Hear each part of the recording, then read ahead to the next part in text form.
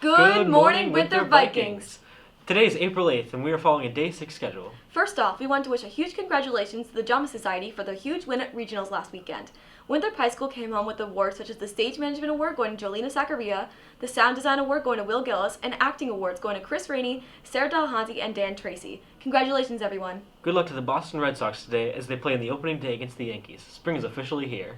The junior class is hosting a formal on April 30th at Cottage Park Golf Club. Here's Dan Guake with the message.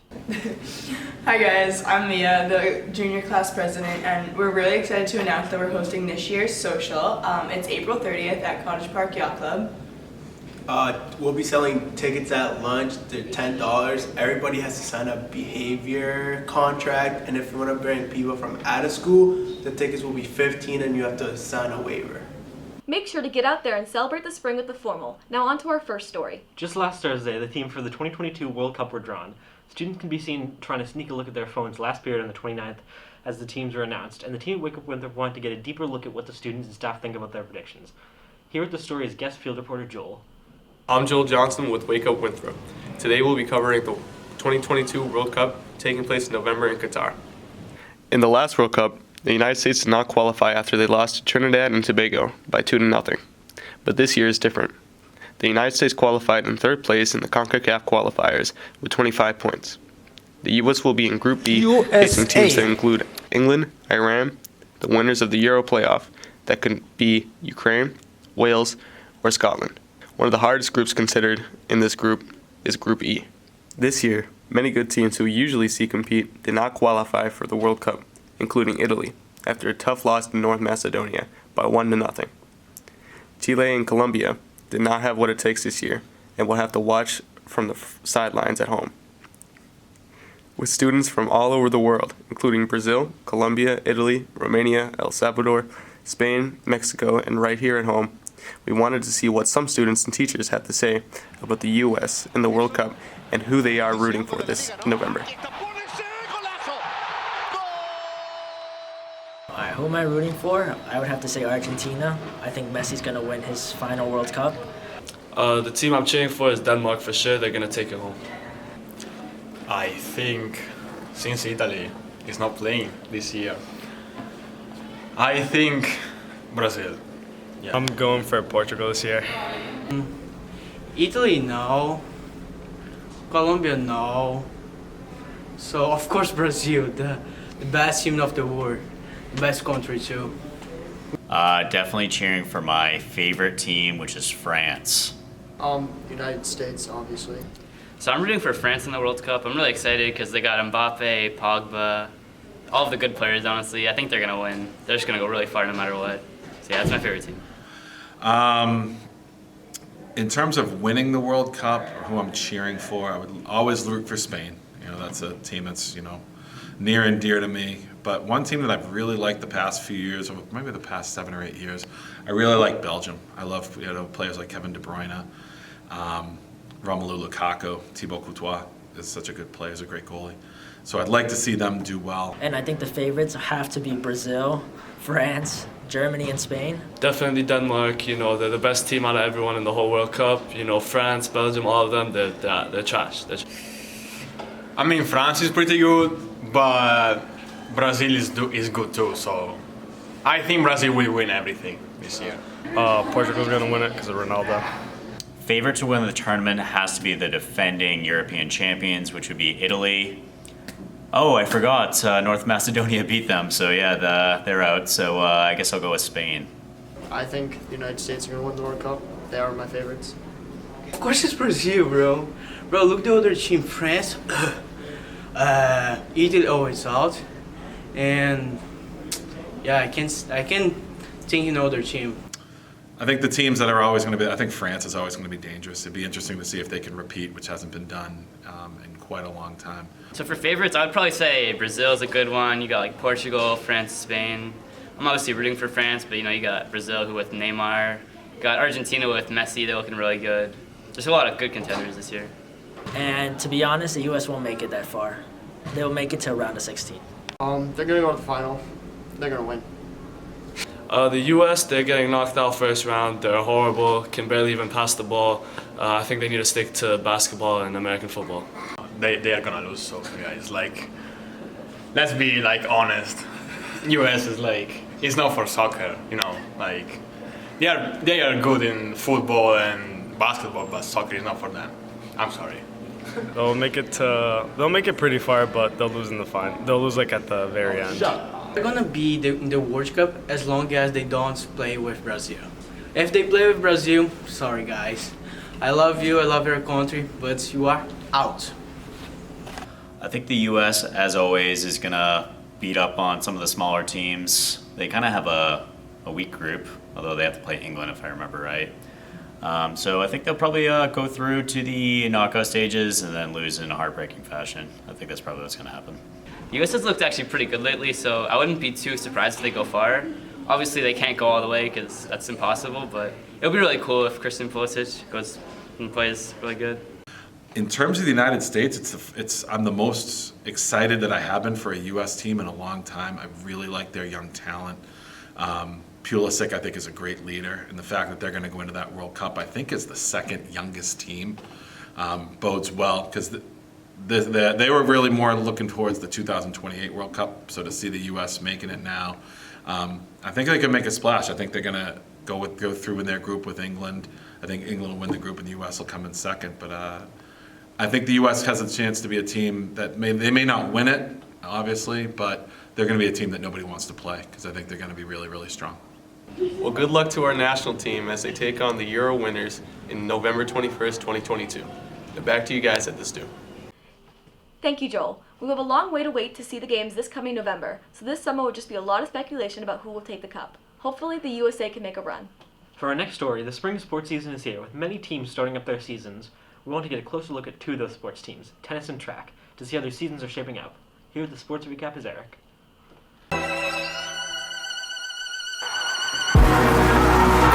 Sun on my skin. This is love. I know it is. I know it's super cliche, but you make me feel some type of way.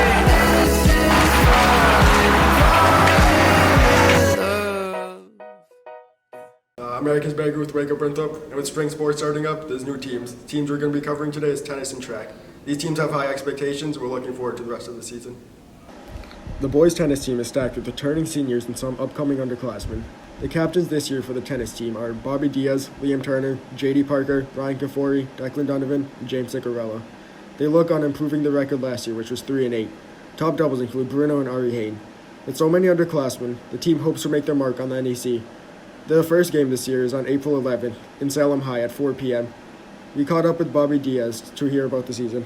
I'm pretty excited for the season. We got a great crew out here. Ty Klinder going to varsity this year. He's going to take us to a ring. Yeah, we got a pretty good group of guys this year. You know, some foreign exchange students going to help us out a lot. Yeah, Carlos and Carlo. Shout out you guys. Definitely one of the goals for this year is to win the NEC. I don't think the boys tennis teams ever won the NEC, so it'll be good if we win it this year. I think we should try and aim for a good record and aim for the state tournament. We got some great coaching. We got Miss Finn. She's been here for a while. She knows what she's talking about, so yeah. And we got our new assistant coach, Augie. He was the captain last year for the boys team, so lucky to have him. The girls' tennis team, led by captains Emma Forsythe and Maddie Rossi, are looking forward to winning it all this year. Last year, the girls' tennis team was led by Jamie Snow. Their first meet this year is on April 11th in Winthrop at 4 p.m., being coached by our very own Mr. Beck and Senor Nickerson. We caught up with Emma Forsythe and Senor Nickerson to hear about the season. We're excited for this year. I think we're going to do pretty well in the conference that we're in. We're up against some teams that I think we'll be able to do really well against. We have some new players, which is exciting with Kendall Brandt, and we have some good returners coming back in our first doubles team of Emma Forsythe and Maddie Rossi, and a singles, and Genesis Bueno coming back in singles as well. So it's now a matter of trying to find a second doubles team, and I think I have a pretty good sense of where that's coming. And we're young. We have a good blending of a couple seniors, a couple juniors, a couple sophomores. So I think we're pretty much set up to do well this year.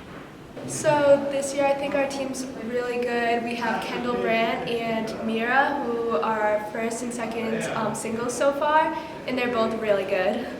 I think our main goal is we would love to win the conference. We are in a bracket with teams that we've done well with in the past. teams like the Danvers, Gloucester, Peabody, who I think, and Salem, who I think we have a decent chance to sweep against all of them. And then when we play some of the harder schools, maybe to beat Saugus like we did last year. Tennis is pretty unique in that when we go to certain schools, there are certain schools that are just really, really, really strong. So we just try to do the best that we can against the schools like the Marblehead and Masco. But winning the conference and more so wins and losses is having every girl get better as the year improves. Some goals I have for this year is to do better than we did last year. We did pretty well last year, but this year I want to win the whole thing. I'm very excited about the season. We have a pretty good team right now, and it looks like we're going to go pretty far. The boys track team is led by captains Kyle Tester, Ryan Cash, and Luke Riley. The spring track team went 2-4 with wins against Saugus and Salem. The team has high hopes this season, with a much bigger roster including freshman Nick Capuccio. The team's only home meet this season was on Tuesday, where they lost to Swampscott. We caught up with Ryan Cash and Kyle Tester to hear about the season. Some things I can improve on is actually working on the spin instead of just throwing and standing, because with the spin you can get a lot more power, and I'm just not comfortable doing that yet. So I think that as a team we could all improve upon our times. Even though they might have been good against Swampscott, they might not be good against Peabody, so we really need to just get faster, and that's about it.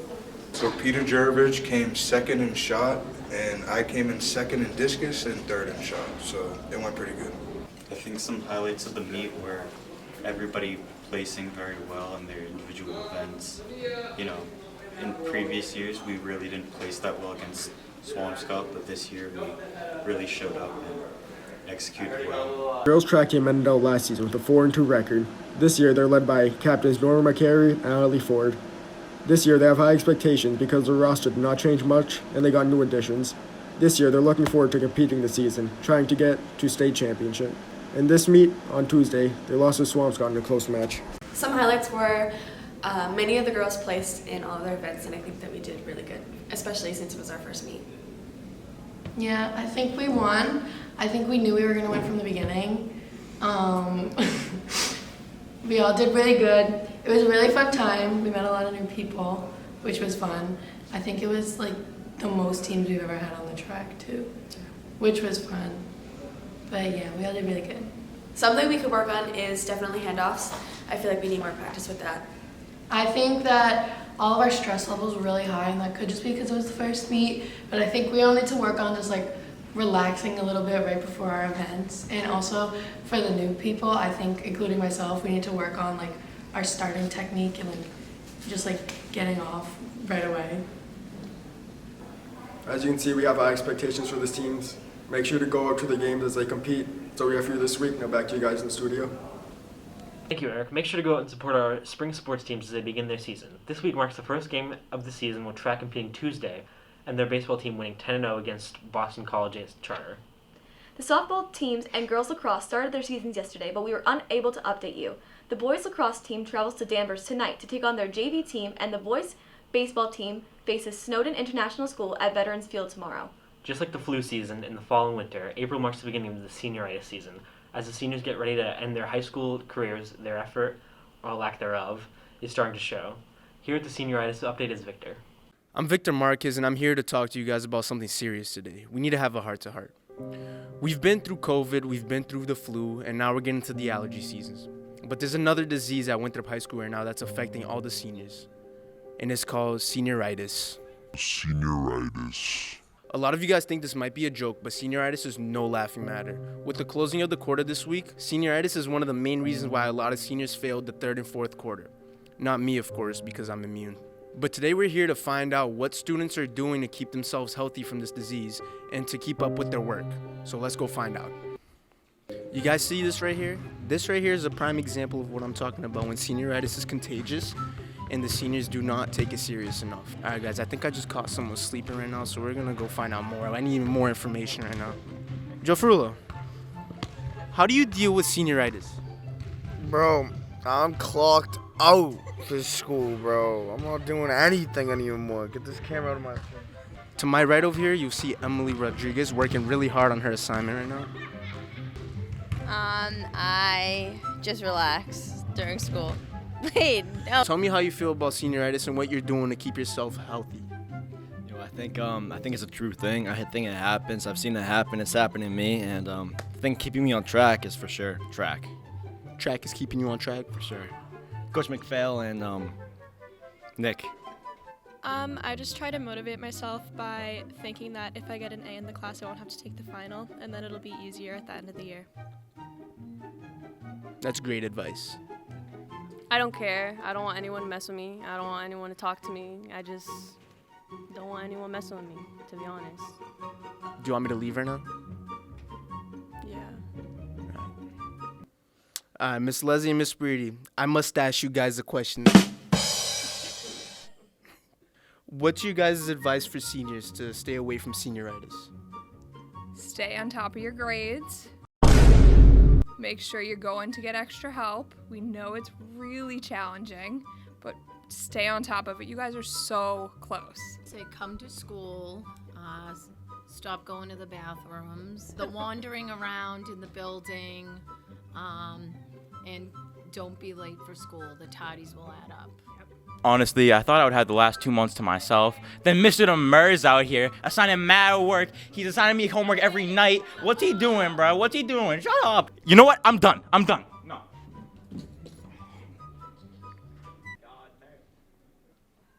So, right now, quarter 3 is about to end, but right now it's the most important week of the quarter. You gotta do all your work from the first half. Pretty much the whole quarter, you gotta do all the work this week. I mean, the teachers, they still don't understand. Like, Mr. Demers, essay. Final week. Mr. Demers, what's good with that? What is good with that? You gotta help me out. Miss Baker, I had 2 tests this week. What's good with that? Teachers, look at yourself in the mirror. Help out. Help us out. We're almost done. We need your help. Please. Bro, what's going on here? Bro, get that. Grades? Work? I'm gonna tell you a little something back in my days. There was no grades, there was no work. It was eat or be eaten. It was thrive to survive. That's what it was. I'm just focused on when I'm gonna get my next meal. I'm not focused on schoolwork right now, and never will be. From here on out, everything is just completely optional for me. I haven't done one thing, and I'm not mad about it. Senior softball superstar Ava Martello. I think I have a really bad case of senioritis because I come into school late every single day. All right, guys, Steven's about to teach me how to swing a bat. I never played baseball before. Steven, take it over, bro. Here you go. Okay. Yo, I might need to try that. Let me try that. Is that a home run? So I come to work every day, so excited to teach the youth of America the greatest books from our literary canon, and I'm met with dead stares. They look dead inside. They're dying slowly. So we are stumbling to the finish line for the last couple weeks of school, and I want to encourage you to hang in there. You've got this. It's gonna be okay, I promise. Okay, well, people say that senioritis really is worse in the fourth quarter. I find that's not the case. Senioritis generally starts in the third quarter of the freshman year because you see people who are going to get senioritis have senioritis the whole way through, and you can always tell. Are you implying something? I mean, if the shoe fits, wear it. That's something my mother always used to say, and I think it's very good advice. All right, guys. Well, that's all we got for this segment this week. Thank you so much for tuning in to Wake Up Winthrop. I hope this story helped you guys realize that senioritis is a serious issue, and seniors, stay on top of your grades. Thank you, Victor. We hope all of our seniors get well soon. Jack, it's your line. Anyways, that's all we have for this week. Make sure to tune in next week, and there's just one last thing to say. Roll Vikes!